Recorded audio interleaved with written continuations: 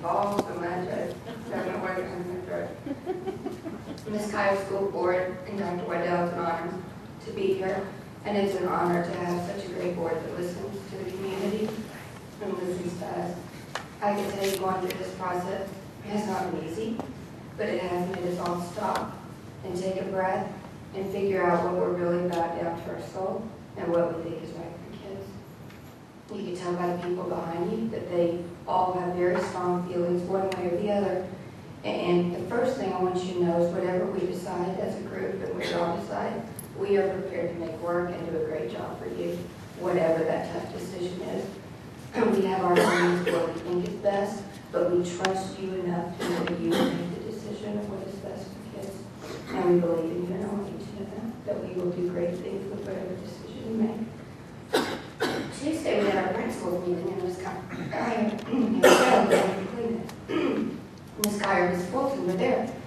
And this was Dr. Waddell's first time to address all the principals.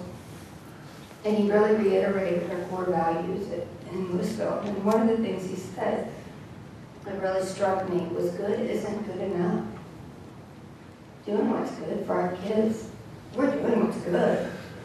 I mean, Brad does an amazing job. Those kids are doing a good job. But he really said good isn't good enough. And he said above average is not enough. We need to be outstanding. We're above average. LHS, fantastic school. Hillel, fantastic. But do we want to be outstanding? And then he said this last phrase that really just resonated with me was, we are champions for kids. And I've really analyzed that word over the last few days. Because I'm not just someone that is here to have a job. I'm at the way I love my school. Didn't ask to leave it. Love where I'm at. But I applied for this job because I strongly believe that the 910s will change the future of our kids' lives in Louisville. When I looked at all the feeder zones, we have 3,700 kids in 9th through 12th grade. Marcus is the next school, that's the next highest with 3,100, and then it goes down from there. 3,700 kids in the Louisville Fire Department feeder zone. And that's why it was designed to break these schools up into smaller communities so that we can love kids more. 3 principals can do a better job than 2. You can't argue with that. Brad doing a fantastic job. Andy, fantastic job. You give one more great principal. I don't know if that's me or not. I'm just saying if you had one. If there were one out there to be had. It's just great having 3 principals and people watching over your kids and loving your kids. And there's no other way to slice that. Break and rinse too, and Richard DeFore talk about, those are cornerstones of research for educators. And they talk about increasing the quantity and quality of interpersonal relationships and interactions you have with kids will make the difference in the study. DeFore talks about nothing will help happen in grade schools until teachers collaborate. It is much easier for 100 teachers to collaborate than 250. And it doesn't matter how great the teachers are, because the teachers at LHS are phenomenal. Their scores break in the, and not that it's all about scores, because it's not, I'm going to comment on that in just a second, but their scores above their campus group scores in schools like them, so that is the issue. Because scores don't really matter, but how you're changing kids' lives matter. And that's where that above average isn't good enough for our kids. I'm new to this fine group. I moved here from Houston in '99. I taught high school for 10 years there. Then I moved here, worked at North for a semester, and then moved up to be an assistant principal with Andy. So we've kind of been raised together. We were APs together for 6 years. I consider him like my brother. He's a good friend. So when his heart hurt just a minute ago, that was just really hard on me, because when his heart hurts, my heart hurts a lot. But we were raised together and had the same beliefs about kids and loving kids, and yet being tough for those little suckers, because we have high expectations for them. We're never going to lower our expectations for our kids, no matter what their background. I love when Andy said he could walk in his classrooms and you wouldn't know that 56% of his kids are economically disadvantaged. You wouldn't know. Dr. Dr. Waddell was at delayed today. Those kids may not have had the perfect English every minute, Dr. Waddell, but I think you could tell they love learning and they wanted to be smart. They talked about going to college. We just want the opportunity for you to give us the opportunity to focus on kids and teachers, to hyper-focus, to meet their needs academically and socially, because a 14-year-old's needs are very different than an 18-year-old's needs. 14 and 15, Andy and I can focus.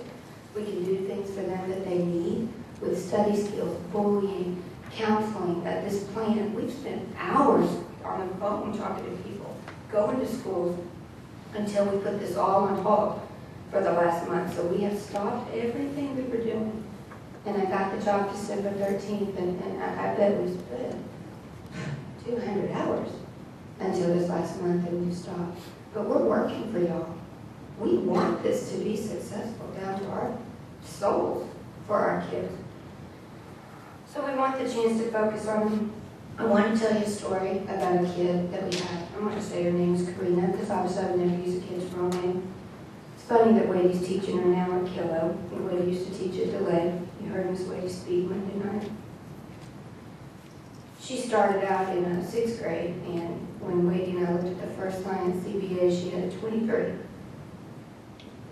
We always list all the kids by order, and she Karina at the bottom. And I was like, oh my gosh, 23. Wadey and I nearly had a heart attack. By her 7th grade year, she was making in the 30s. By her 8th grade year, she made 57 on the science test. And that's not passing, for those of you that know test, but we called them all, we celebrated, we did a dance because she proved that much. What's interesting now that Wadey has her, she's passing all of her tests. She's being successful. That child was experiencing success. Wadey told me the other day, she goes, I worry about her going to a campus now where she's been focused on and feels successful for the first time in her life, and she's going to go to campus with 2,700 kids. Not that Brad and his teachers are doing a fantastic job with those kids. But if Andy and I had 1,000, she would have one more year with us. That's changing a kid's life. Now, I don't want you to think that we think these campuses are just about at-risk kids, because they're not. Do we have at-risk kids? Yes, we have at-risk kids. But you know what? All kids benefit from smaller schools. All kids benefit from more attention. All kids are going to benefit from 3 principals, not 2. It's just the way it is. For the life of me, I cannot stand up here and understand why people do not want smaller schools where we can focus on kids. You saw our tears, and those were tears from the heart. Those were like made up tears. Those were from our heart, because we know how this could change the future for our kids. The other group that is really being left out here and hasn't been talked about are the teachers. Focusing on teachers is probably the best investment you can make. Great teachers are in the front lines with your kids. Letting teachers feel a part of the family. Supporting each other, having 100 of them so they can change instruction when it needs to be changed is really incredible. So don't forget that fine group of people that also benefit from a smaller learning community. There's been a couple of big concerns with the busing in the spirit. I can't say it's going to be perfect, guys, because it's not. Let's not stand up here and act like it is. But we have spent hours figuring out the best way to deal with that. You're dealing with 3 people that are trusted in this community. We had open house Tuesday night and introduced Mr. Baker to our parents. And I told Mr. Baker, these are the best group of parents you could ever love and get to work with.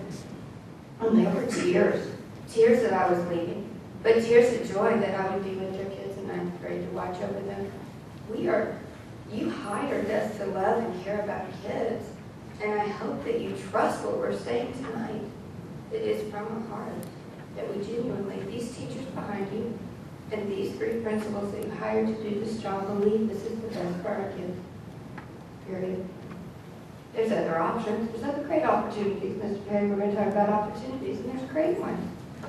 But we're talking about what for our kids. Abraham Lincoln has a quote, I really like it. It says, determine that a thing can and shall be done, and we shall find a way. We're going to find a way to make it great if you trust us to do so. But again, if you don't, we're going to make whatever other opportunities we have in Louisville, great too, because this is a magnificent place to work. I hope that you give us a chance to make a difference. And I hope that above average is not good enough for you.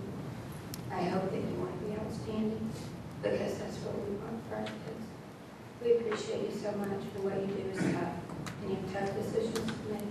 But I hope our input has helped, and know that it was heartfelt, sincere, and we're honored to be here. So thank you.